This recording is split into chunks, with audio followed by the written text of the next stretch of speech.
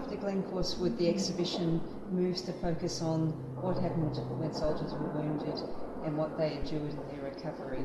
This case in particular depicts the treatment of soldiers at the very first line of, repair and recovery, the first aid post. And we see soldiers from different armies working together at the most basic humane level to support each other at such a terrible time. Over here we see a very, very sad story of what happened to one of the soldiers killed in Glencorse Wood.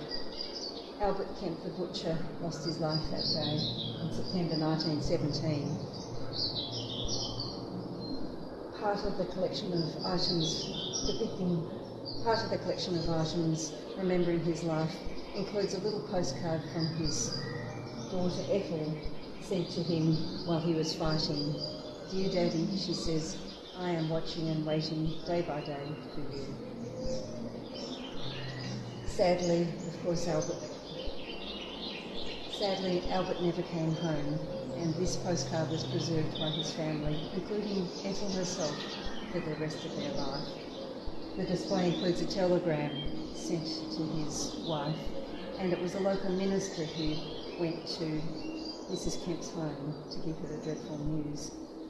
This stands in stark contrast to what happened to the family of the Indigenous soldier William Murray, who served and was also killed in Glencorse Wood by coincidence a day later than Albert Kemp. In the letter, which is in the National Archives today, we see William's father writing to the authorities and to say, "A neighbour's told me that my son was killed months ago.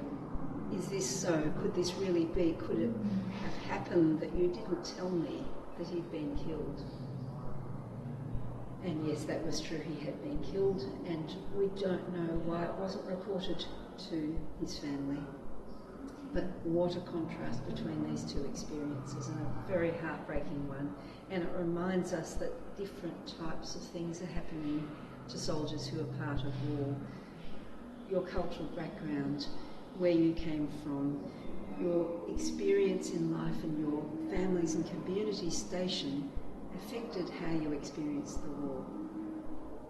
We'll move through now to look at the facial wounds section of the exhibition, and unfortunately the coach builder Bill Kearsey was hit in the face during the war and endured an extraordinary number of operations and pain and distress to recover from his facial wound.